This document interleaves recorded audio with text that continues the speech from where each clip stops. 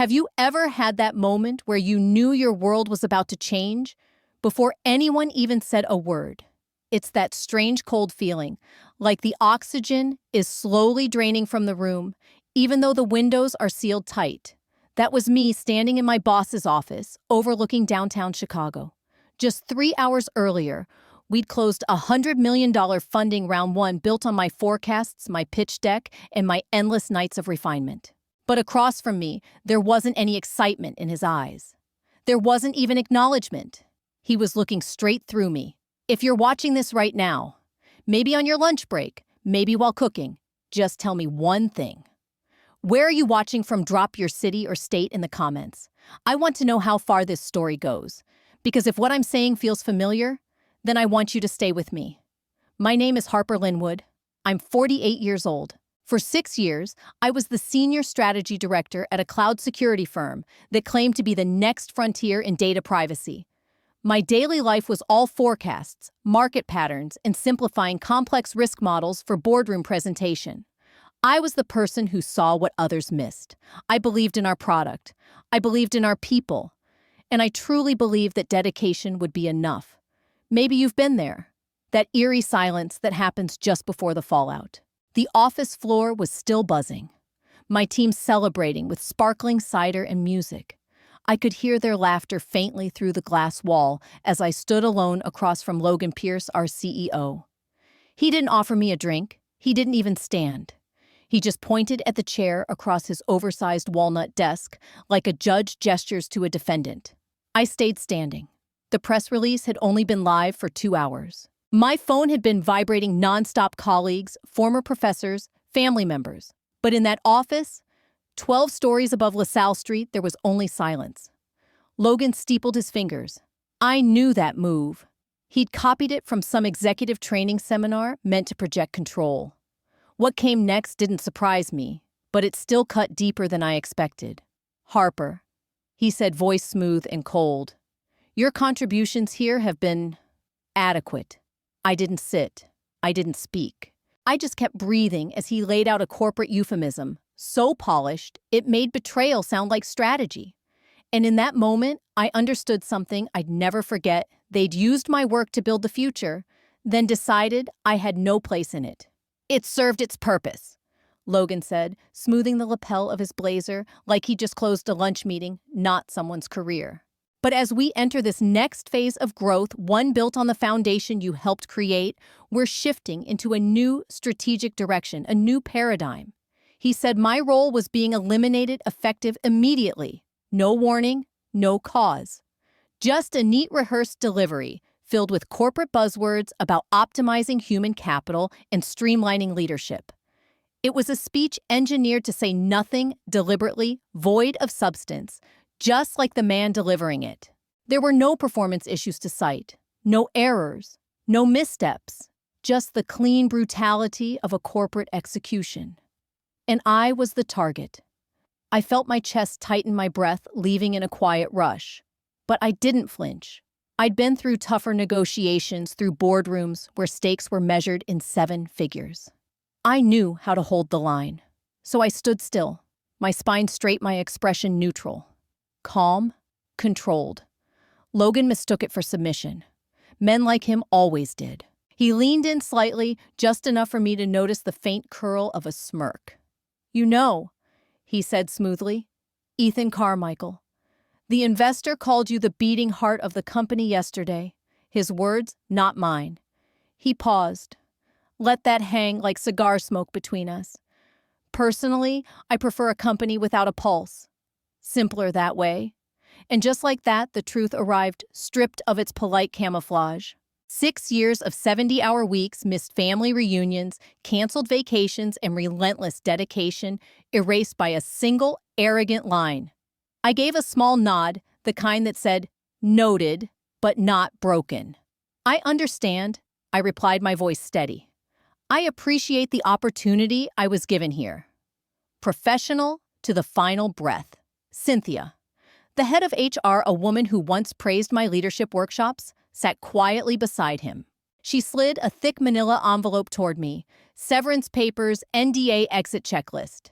It was a machine now, cold, efficient. I didn't argue. I didn't beg. I accepted it. By the door, a familiar figure waited. Frank, the building's security supervisor. Older gentleman, always greeted me with a "Morning, Miss Linwood." Now his eyes refused to meet mine. He was my escort. The hallway back to my desk felt longer than the 6 years I'd spent here. The office still buzzed with celebration, laughter, champagne. My team. The people I had hired, mentored, fought for, stood by the kitchenette mid-toast. Their smiles faded when they saw me with Frank. Confusion turned to disbelief. I kept walking. I couldn't look back, because if I did, I wasn't sure I could hold it all in. I reached my desk and began to pack my personal items, each movement deliberate and slow. There wasn't much to gather. A small succulent, still thriving in its cracked ceramic pot, a gift from my team after we pushed through a brutal product launch 2 years back. A framed photo of my sister and her 2 kids. Their grins a reminder that life existed beyond deadlines and dashboards. My favorite coffee mug, thick and chipped, the kind that held exactly the right amount to get me through marathon forecasting sessions. That and a leather notebook filled with scribbled models and campaign notes no one else could decode but me. 6 years of my life packed into a single canvas tote bag that sagged with weight, not from objects, but from memories. I looked around once, just once. Then I turned toward the elevator. Frank stood quietly beside me as though proximity alone might make this easier for both of us. He didn't speak. He didn't need to. His discomfort said everything. As we waited, I felt a strange calm settle in. Logan's words hadn't just been cruel, they were stupid. And not just emotionally. Strategically. He'd made a mistake, and not just in firing me, but in underestimating what I truly owned. The elevator chimed. Just as I stepped in, my phone buzzed in my coat pocket. I glanced down. Ethan Carmichael, the lead investor, the man whose opinion could shift the balance of an entire quarter. His text was brief. Lunch next week to celebrate Logan had revoked my keycard, shut down my company email, and reclaimed the laptop, but the most powerful device in my arsenal was still in my pocket. My phone. And in it, every meaningful connection I had ever built. Back in my apartment that night, the city skyline outside my window looked like it belonged to someone else's life. I spent the next 24 hours offline. I didn't take calls. I didn't scan headlines. I let the shock settle into something useful. Cold. Focused. My father had once told me, after being forced out of his own software firm with a severance and a silencing clause, always keep your own receipts. Never assume they'll remember who built the house. I never forgot that. If this story stayed with you, hit subscribe, because the next chapter isn't just mine, it might be yours too. In the weeks leading up to this, I'd sensed a shift: closed-door meetings, subtle reassignments, and Logan parading a new consultant, Darren Royce, into investor pitches. On advice from my attorney, I'd archived everything: my models, planning notes, financial forecasts, and investor emails secured and encrypted. It wasn't paranoia. It was preparation. In tech, loyalty is expendable. Leverage is everything. I opened the tech news sites the next morning. The press release was everywhere, syndicated across every major platform that mattered. It read like corporate poetry. Carefully worded optimism dressed up in phrases like visionary leadership, disruptive innovation, and strategic reinvention. It was loaded with quotes from Logan about his unique roadmap that had supposedly drawn in the investor community. They'd even included a slick headshot and glowing bio of the company's new head of strategy, Darren Royce, a man with a sparkling resume filled with past roles at firms I knew all too well. But not a single role connected him to the work that had gotten us that $100 million. And as I scrolled down, my fingers tightened on the edge of the keyboard. There, it was, my work printed word for word: the market strategy, the financial forecasts, the unique value propositions I had crafted to persuade Ethan Carmichael's notoriously skeptical fund to take a risk on us. I had written every line of that plan alone, late into the night, surrounded by coffee mugs and spreadsheets. And now, my name was nowhere, not even a footnote. In the official history of the company I'd helped build, I didn't exist. That afternoon, as I organized the last of my personal digital folders, my phone buzzed.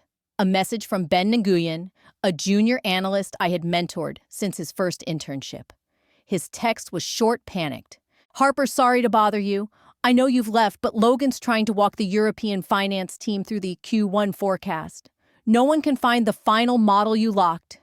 Do you remember the password?" I stared at the screen.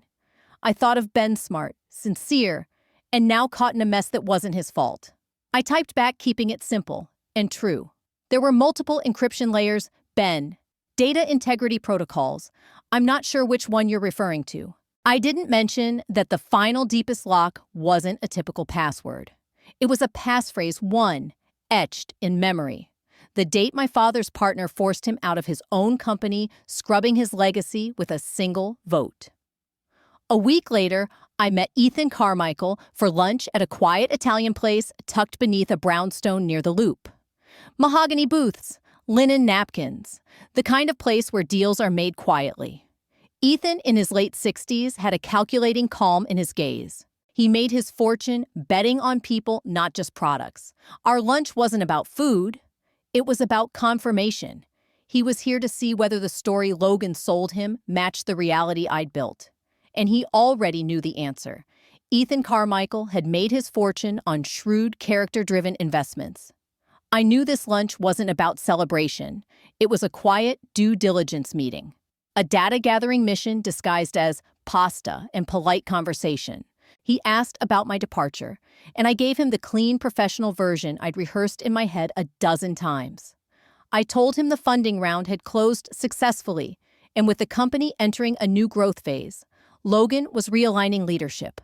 I framed my exit as a natural transition, the right moment to explore new challenges. I didn't mention betrayal or erasure. I said nothing negative about the company I had helped build. I framed it as mutual, predictable, strategic. Ethan listened carefully, sipping mineral water, eyes never leaving mine. He nodded, slow and thoughtful, absorbing every word and every silence in between. We chatted about market trends, Asia's shifting fintech landscape, and his granddaughter's high school play. He was a master of conversation, measured, charming, razor sharp underneath. Then midway through the entree, he set his fork down and looked up. "Logan's new strategy chief, Darren Royce, presented to our team yesterday," he said, tone mild, like he was mentioning the weather. "His 5-year plan, risk profile, market targets, financial outlook. It mirrored the model you walked me through in June." He took a long, quiet sip of water, word for word in parts. Remarkable, really. I didn't blink. I met his gaze evenly, though I could feel my pulse behind my teeth. "I've always believed a good strategy should be clear enough to transfer easily," I said smoothly. "It's the mark of sound planning." He tilted his head slightly. Maybe it was respect, maybe suspicion. But he nodded and moved the conversation back to his family. The message had landed. He didn't know exactly what had happened, but he knew enough to know that something smelled wrong and that his $100 million investment might not be in the right hands. Later that evening, back at my apartment, I opened my laptop to research independent consulting opportunities. That's when an alert appeared in the top corner of my screen. I blinked. I'd forgotten about the background script I had quietly installed 2 years ago, just a small program that monitored admin access attempts on the company's secure directories. My own little tripwire. The message was clinical and concise. Unauthorized access attempt. 3x archive, just strategy, HL. User, Royce, admin. Darren had tried repeatedly to access my old files. He wanted what he didn't understand and didn't know how to rebuild. But the architecture wasn't just digital. It was built from trust, nuance, and instinct. And I hadn't left any of that behind. The file Darren was searching for had a name that still made me smirk. Investors, trust. A quiet piece of irony buried in the network. Access, of course, was denied. 2 weeks after my departure, the first official call pulled me back into a world I'd been trying to forget. It was David Chen, head of operations. In our years of working together, he'd always been composed, measured. But not this time. His voice was taut, like someone trying to hold a glass together with their bare hands. He opened with a few forced pleasantries, asking how I was enjoying my well-deserved time off. It felt like someone congratulating you at a funeral. Then came the unraveling. He explained in a meandering spiral of anxious explanation that the finance team was hitting walls. The numbers tied to the new funding weren't syncing with the forecasts. Inputs weren't being accepted. Logic threads weren't activating. Formulas were breaking mid-process. It's like the system's rejecting us, he finally admitted. I knew exactly what was happening. The models I had built weren't spreadsheets. They were intricate ecosystems with layered conditions, locked fields, and predictive behaviors based on real-world volatility. To someone else, they were just cells and charts. He took a breath, then asked the real question. Would I consider consulting just temporarily, just to ease the transition? The offer was generous, easily twice what I used to make in a month. A clear sign of panic wrapped in a bow of money. They had wiped me from the press releases, but they couldn't scrub my architecture from their servers. I let him finish, let the desperation hang in the space between us. Then I answered. David, thank you for thinking of me, I said, my voice calm, professional. But I'm currently engaged in several new opportunities and my focus is on the future. I'm confident your new leadership has everything under control. It was polite, but final. The silence on the other end stretched heavy, awkward. I could hear his mind racing, calculating how to respond, how to salvage the ask. And then, in the background, another voice. Angry, sharp, unmistakable. Logan. Then offer her double. I ended the call before David could reply. And I smiled. Because in that moment, I knew something had shifted. They had fired me thinking they were cutting cost. What they actually cut was their ability to function. And now they were scrambling to buy back what they'd already thrown away. But I wasn't for sale. Not anymore. Back when I sat in that building, I was just an employee on the org chart in the hierarchy in their eyes. But now I was something else entirely. I was the keeper of the keys, and they were locked outside in the cold. A few days later, my phone lit up with a new message. The sender, Ethan Carmichael. No subject line. No greeting. Just a forwarded email chain, silent but screaming with implication. I opened it, scanning the thread. It was a conversation between Ethan's lead financial analyst, Sarah Chen, known for being brilliant, brutal, and surgically precise, and Darren Royce Logan's golden replacement. The chain began professionally, enough Sarah requesting clarification on several anomalies in the financial model. Darren responded with a polished but empty reply, heavy on buzzwords and vague assurances. Sarah's second message cut sharper. She cited specific discrepancies, mismatched CAC projections, revenue multipliers that didn't align with Q3 performance, and flawed risk modeling that clashed with prior documentation. Her tone remained professional, but it was clear she wasn't buying the story. Darren's reply, defensive and full of fluff. Phrases like emergent synergies and adaptive strategy posture filled the screen, signifying nothing. Then came the final blow. Sarah's response was short and clinical.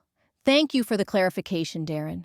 Given the proprietary structure of the models, and in the interest of due diligence, I believe it would be most efficient to speak directly with the original architect of the strategy. The moment I finished reading, my phone rang. The name flashing across the screen, Logan Pierce. I let it ring 4 times. Each chime was a quiet, perfect victory. When I finally picked up, his voice was unrecognizable, stripped of that smooth, performative confidence he always used in boardrooms. What came through was raw and shaking. Harper, he said, almost choking on my name. We have a problem. I walked slowly to the window, watching the Chicago skyline stretch into the dark. I let the silence linger. Let it cost him something. And then I answered, calm and deliberate. No, Logan, I said. You have a problem. The fallout started quietly. A message from Ben, my former mentee, our largest European client, was threatening to cancel their 8-figure contract. The reason, lack of strategic clarity. They couldn't get straight answers on the roadmap I had written line by line.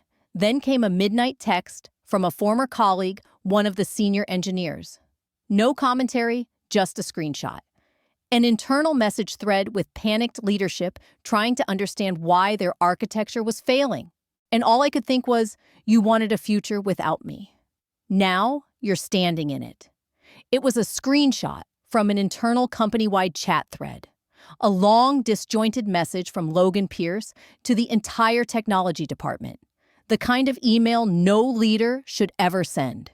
He accused them of lacking initiative, of failing to align with his streamlined vision, and of resisting change. He was angry, frustrated that the systems weren't behaving, the product was faltering, and customers were losing patience. But beneath the corporate vocabulary and passive-aggressive phrasing, the subtext was clear. He was blaming them for the technical failures he didn't understand. And more importantly, couldn't fix. Because the person who had built the foundation, me, was no longer there. The blame game had begun, and it was the desperate flailing of a captain who knew the ship was taking on water and had decided to start throwing the crew overboard.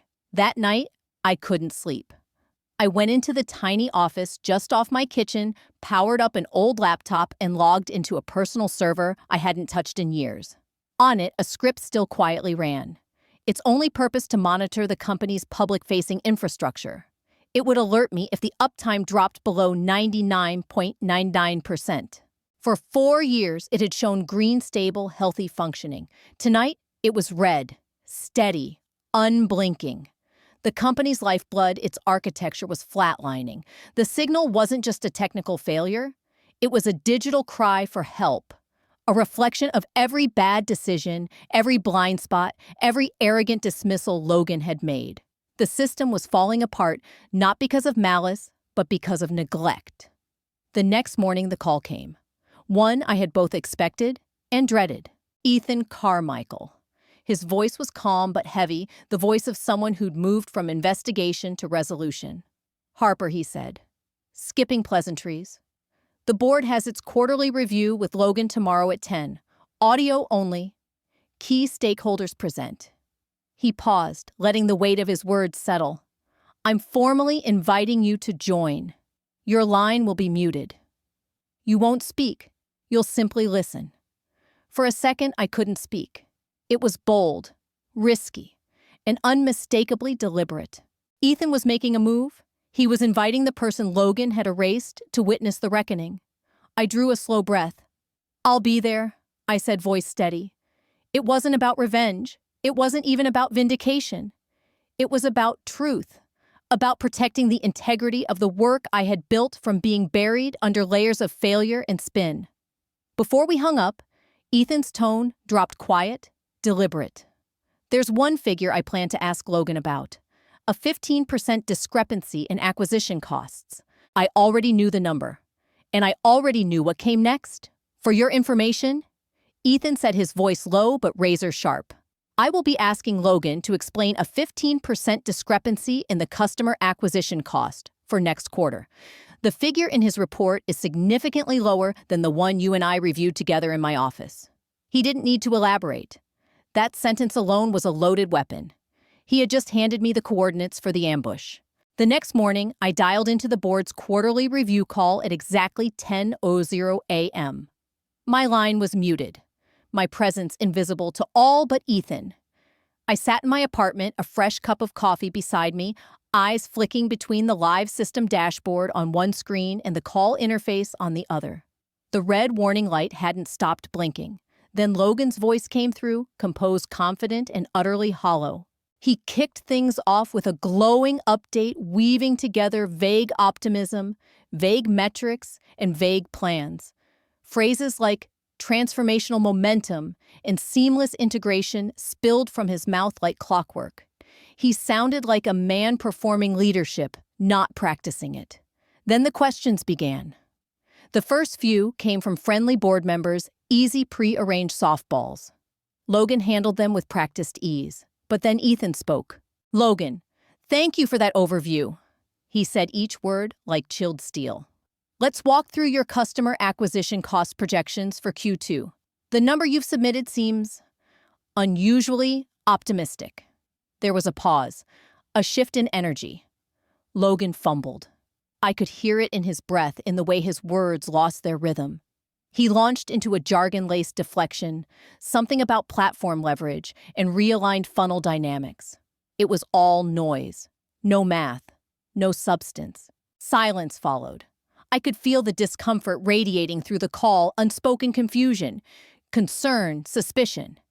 Then Ethan spoke again, this time with unmistakable finality. "That is not a sufficient answer, Logan. This board requires clarity." He let the words hang, then added, "Harper Linwood, are you on the line? Perhaps you could provide the board with the correct analysis." Time stopped. Every molecule of attention shifted to me. It was no longer Logan's meeting. It was mine. I unmuted. The only sound was a sharp, panicked breath, his. "The analysis you're looking for," I said, calm and measured, "is stored in a secure strategy folder. It contains the final board-approved models." I paused just long enough. A folder that for some reason Mr. Pierce and his team no longer appear to have access to. The call didn't end in shouting. It ended in silence. Sharp, stunned silence. The kind that only comes when a room full of decision-makers realize they've been sold a fantasy by a man who never read the fine print. An hour later, my personal phone rang. The caller ID read Ethan Carmichael. This time, 2 other senior board members were on the line with him. Ethan got right to it. Logan Pierce had been placed on indefinite administrative leave pending a formal investigation into what he called a catastrophic failure of leadership and material misrepresentation of operational data.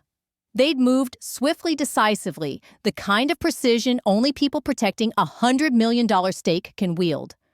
Then came the offer. They didn't want me back as a consultant. They wanted me as Chief Strategy Officer. A new title, a real seat at the executive table, with control equity and the authority to stabilize the company and lead it forward. They offered a multi-year contract, a compensation package that more than made up for what had been lost, and the full support of the board. In short, they were handing me the keys to the kingdom. I listened calmly and without interruption. And when they finished, I thanked them. For the offer, for the trust, for the clarity of action. "It's a remarkable opportunity," I said, and I meant it. But my answer is no. Silence followed. The kind of silence you could hear across a phone line. I imagined them exchanging confused glances, trying to process the refusal. "I won't return to that company," I said, voice steady. The culture that enabled Logan is still there. The people who watched and stayed silent, still there. That kind of rot isn't something you fix from the inside. I paused, then added, "But I do have a counter-proposal. I wouldn't work for the company. I'd work for them, the investors." I proposed a new role, portfolio technical advisor, reporting directly to Ethan's fund. My first responsibility would be overseeing their $100 million investment in the company, conducting a full audit of the leadership team, technical infrastructure, and operational roadmap. And I would personally lead the search for the next CEO. I wouldn't be stepping back into my old job. I'd be the one deciding who was fit to do it. They agreed on the spot. 2 weeks later, I was in a sunlit corner office overlooking the Chicago skyline. Not in Logan's old building. This one belonged to the fund. From there, I didn't just reclaim my value, I expanded it. The victory wasn't in going back. It was in rising so high above that no one could erase me again. My phone buzzed. A text from an unknown number. "Heard what you did. Well played." It was from Logan. I felt nothing. I archived the message, took a slow sip of coffee, and circled a candidate on my short list to lead my old company. Then I moved on. Because real power doesn't shout. It builds. Silently. Unshakably. Strategically. If you've made it to the end of my story, thank you for listening, for seeing what so many chose to ignore.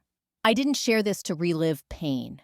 I shared it because I know someone out there is, where I was overworked, overlooked, and quietly being erased. If that's you, please know you are not invisible. And you are not alone. Drop a comment below. Let me know where you're watching from. Let me know if you've ever walked away from a place that didn't value you, or if you're still finding the courage to take that step. I read them all. And if something in this story rang true for you, share it with a friend, a former colleague, or someone who might need to be reminded that their worth isn't measured by a title or a company's approval. The truth is, your greatest leverage in life is knowing your value and never giving anyone the power to define it for you. I had to lose everything I thought mattered just to find what truly does. So if you're still in that quiet place, planning your next move, I see you, and I believe in the comeback you're about to create.